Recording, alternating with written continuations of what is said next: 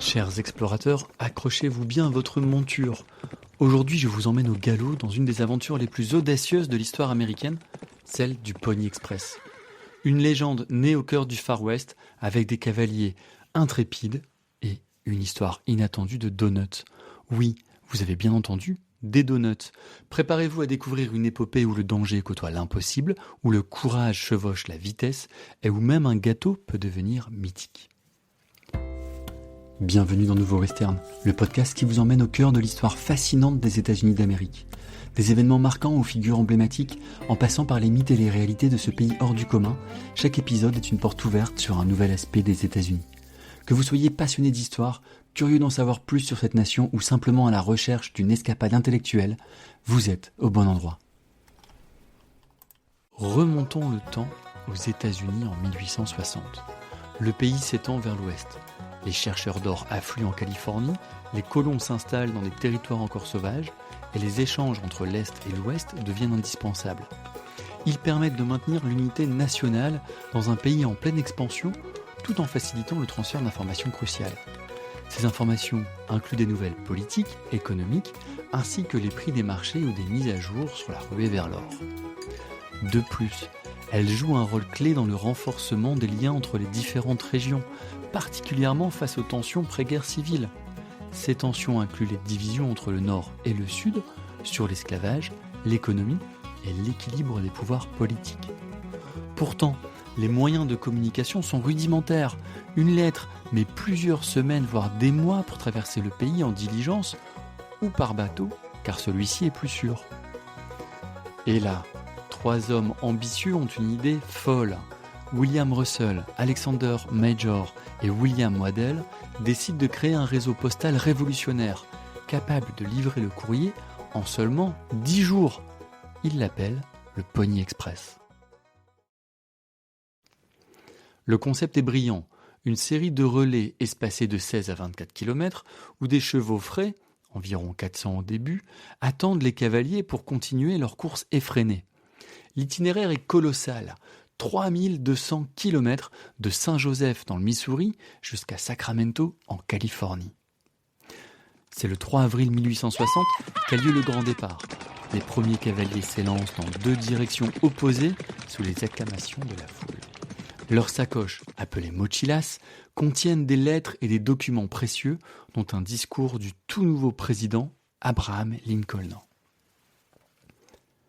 Les cavaliers du Pony Express étaient plus que de simples employés.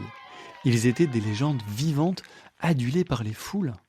Jeunes, souvent orphelins, intrépides et légers comme des plumes, ils étaient choisis pour leur endurance et leur bravoure. Imaginez des jeunes hommes, parfois âgés de seulement 14 ans, chevauchant à travers des territoires dangereux. L'un des plus célèbres, Charlie Miller, surnommé Little Charlie, n'avait que 11 ans lorsqu'il a pris la selle. Parmi eux, une autre figure marquante se distingue, William Cody, mieux connu sous le nom de Buffalo Bill. Bien qu'il soit devenu une légende du Far West, Buffalo Bill a débuté comme cavalier du Pony Express où il a prouvé sa bravoure et sa rapidité. Partout où il passait, les dames se mettaient sur leur 31, espérant apercevoir ces héros galopant à toute allure. Leur passage était un spectacle. Le vent soulevait la poussière, le bruit des sabots résonnait dans les plaines et les regards brillaient d'admiration. Et c'est ici qu'intervient la légende gourmande. Les dames, voulant leur offrir un peu de douceur sans leur faire perdre de temps, auraient inventé une petite astuce, bien que cette histoire soit davantage une légende populaire qu'un fait avéré. Elles préparaient des gâteaux ronds avec un trou au milieu qu'elles glissaient sur leurs doigts avant de les tendre aux cavaliers. Ces jeunes hommes attrapaient les gâteaux au galop sans ralentir leur course. Ces gâteaux, devenus populaires pour leur forme pratique et leur saveur sucrée, auraient donné naissance à notre donut moderne. Oui, chers explorateurs, chaque fois que vous mordez dans un donut, vous pourriez bien déguster un vestige du Pony Express. Mais être cavalier du Pony Express n'était pas une question de gloire ou de donuts, c'était une mission risquée, un véritable jeu de survie. Ils travaillaient dans des conditions extrêmes. Le climat, affrontant les blizzards dans les montagnes rocheuses aux chaleurs écrasantes des déserts. Les attaques, des tribus amérindiennes en colère face à l'invasion des terres, des bandits cherchant à voler le courrier ou les chevaux. Et l'endurance, chaque cavalier parcourait en moyenne 120 km par jour, changeant de cheval toutes les heures en moins de 2 minutes. Et puis il y avait les exploits héroïques. L'un des plus célèbres est celui de Robert Pony Bob. Lorsqu'une attaque détruisit son relais, Pony Bob continua sa course malgré une blessure grave. Il chevaucha pendant plus de 600 km en seulement 4 jours, traversant des plaines infestées de dangers pour livrer son précieux courrier. Et le salaire, me direz-vous ? Eh bien, 25 $ par semaine, une somme généreuse pour l'époque, environ 4 fois plus que le salaire d'un cow-boy. Mais beaucoup diront que ce n'était pas suffisant pour risquer sa vie quotidiennement. N'oublions pas que les cavaliers ne sont pas les seuls héros de cette épopée. Il faut aussi rendre hommage à celles et ceux qui tenaient les stations intermédiaires. Ces gardiens jouaient un rôle essentiel en veillant à la bonne condition des chevaux et en aidant les cavaliers à repartir le plus vite possible. Leur quotidien était loin d'être épargné par les dangers.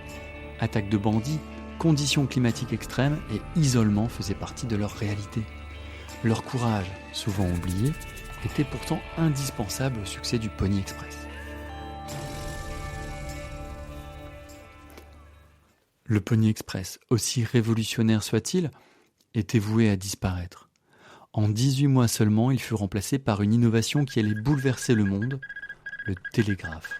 Calling Little America, St. Louis, calling Little America, KSD, calling Little America. Le 24 octobre 1861, la ligne de télégraphe est achevée et le Pony Express devient obsolète. Les lettres, autrefois confiées aux cavaliers, voyagent désormais à la vitesse de l'électricité. Cependant, malgré sa courte existence, le Pony Express a laissé un héritage durable. Il incarne le courage, la persévérance et l'esprit pionnier du Far West. Ces cavaliers, ces chevaux et même ces donuts restent gravés dans l'imaginaire collectif. Lors de mon road trip vers Yellowstone, j'ai eu l'occasion de visiter une station du Pony Express. Cela m'a permis de découvrir leur équipement, de plonger dans leur vie quotidienne et d'en apprendre davantage sur cette époque fascinante. Alors, chers explorateurs, que retenez-vous de cette épopée ? Ces cavaliers du Pony Express, héros du quotidien, nous rappellent que les plus grandes réussites naissent de l'audace et de l'effort. Et vous ? Auriez-vous eu le courage de traverser des déserts et des montagnes pour livrer une lettre ?